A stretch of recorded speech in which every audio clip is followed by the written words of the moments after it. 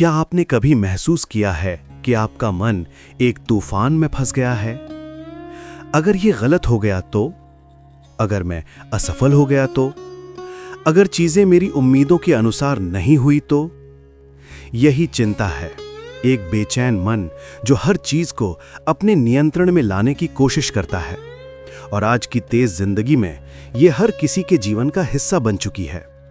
लेकिन बहुत पहले, जब इंसान ने एंजाइटी शब्द भी नहीं सुना था, तब भगवान श्री कृष्ण ने इसका इलाज बता दिया था भगवत गीता के माध्यम से।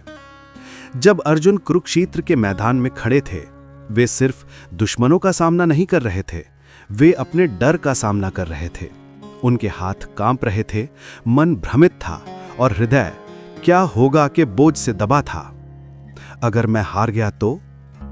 अगर मेरे कर्मों से सब नष्ट हो गया तो? अगर ये युद्ध मुझे तोड़ दे तो? यही वो चिंता थी जो आज हम हर दिन महसूस करते हैं। और कृष्ण ने उन्हें ये नहीं कहा कि चिंता मत करो, सब ठीक हो जाएगा।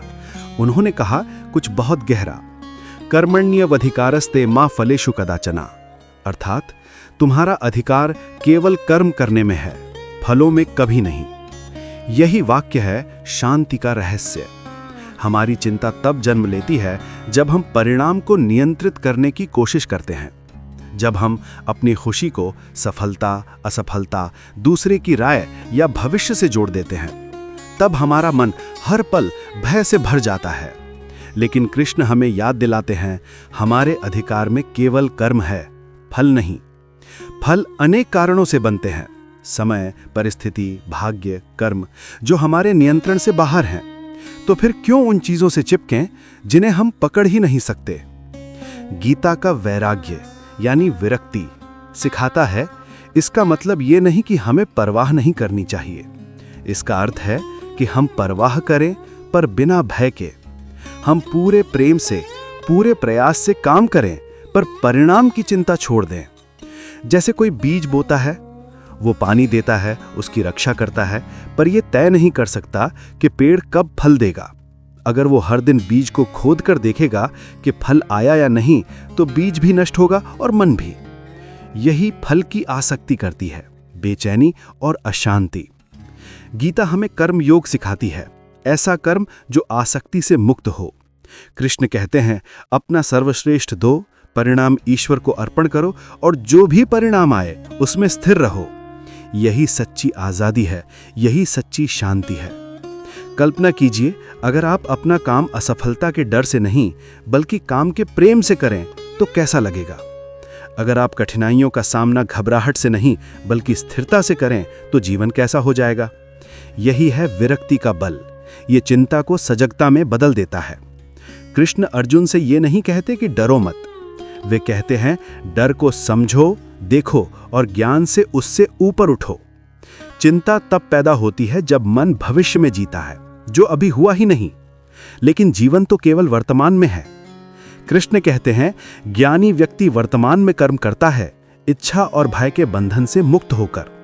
यही कारण है कि गीता केवल युद्ध की पुस्तक नहीं है, ये हर इंसान के अंदर के युद्ध की पुस्तक है।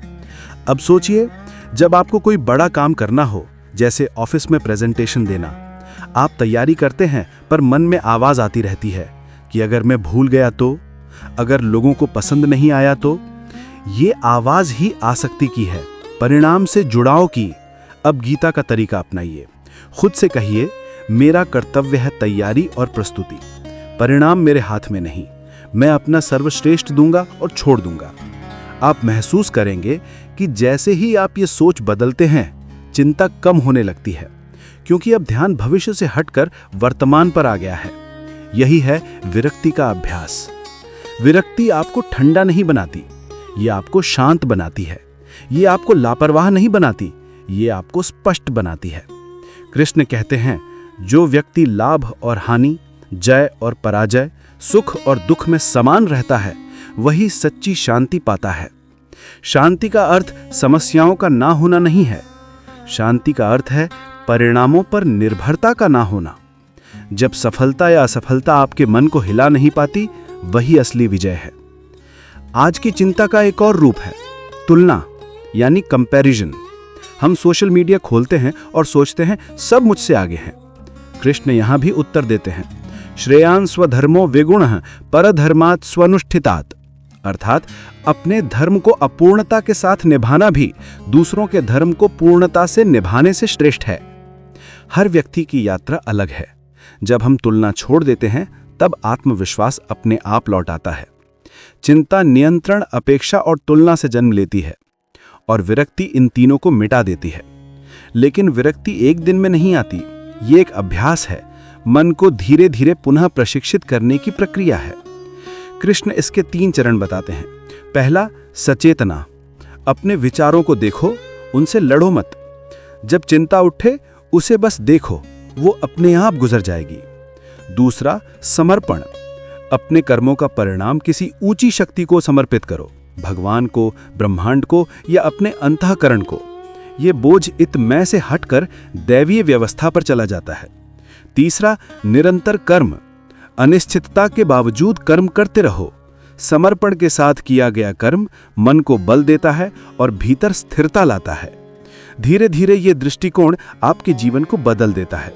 वही स्थितियां जो पहले चिंता देती थीं, अब हल्की लगने लगती हैं, क्योंकि अब आपकी शांति परिणाम पर निर्भर नहीं रहती। यही कृष्ण का संदेश है। समत्वम योग उच्यते, सफलता असफलता में समान बने रहना ही योग है। यही समता, यही संतुलन चिंता की सबसे बड़ी दवा है। अर्जुन जो पहले डर से कांप रहा था, वही इतिहास का महान योद्धा बना, क्योंकि उसके शत्रु नहीं बदले, उसका दृष्टिकोण बदल गया। कृष्ण ने उसका युद्ध नहीं बदला, उसका मन बदला, और यही गीता का सार है। आपका युद्ध कुरुक्षेत्र नहीं है, वो आपका ऑफिस हो सकता है, आपका घर, आपके रिश्ते या आपका अपना मन, पर संदेश वही है। कर्तव्य करो, परिणाम छोड़ो और वर्तमान में स्थिर रहो, तब चिंता अपनी शक्ति खो देती है। जब आप विरक्ति के साथ जीना शुरू करते हैं, जीवन हल्का लगने लगता है। धीरे धीरे आपको एहसास होता है कि आप कभी नियंत्रण में थे ही नहीं। जीवन एक नदी है, वो अपने प्रवाह में बहती है।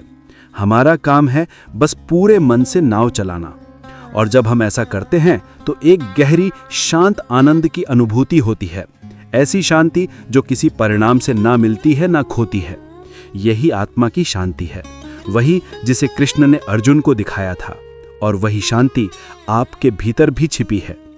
तो अगली बार जब चिंता कहे कि अगर ये गलत हो गया तो गीता के शब्दों से उत्तर दीजिए, मेरा अधिकार केवल कर्म करने में है। मैं अपना सर्वश्रेष्ठ दूंगा और परिणाम ईश्वर पर छोड़ दूंगा, क्योंकि सच्ची आजादी जीवन को नियंत्रित करने में नहीं, उस पर विश्वास करने में है।